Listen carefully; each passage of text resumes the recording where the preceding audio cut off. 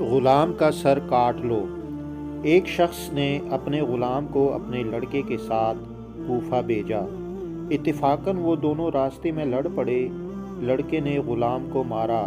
غلام نے اس کو گالیاں دی اور یہ دعویٰ کیا کہ وہ لڑکا اس کا غلام ہے۔ جب یہ مقدمہ امیر المومنین علیہ السلام کے پاس پہنچا تو حضرت علی علیہ السلام نے قمبر سے فرمایا، دیوار میں 2 سوراخ بناؤ اور ان دونوں سے کہو کہ اپنے اپنے سر ان سوراخوں سے باہر نکالیں۔ پھر فرمایا، اے قمبر، رسول اللہ صلی اللہ علیہ وآلہ وسلم کی تلوار اٹھا لاؤ۔ قمبر تلوار لائے تو کہا، جلدی سے غلام کا سر کاٹ لے۔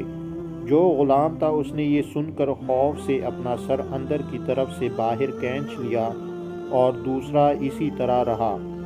پس حضرت نے غلام کو سزا دی اور اس کے آقا کی طرف لوٹا دیا اور فرمایا، اگر اب ایسا کیا تو تیرا ہاتھ کاٹ ڈالوں گا۔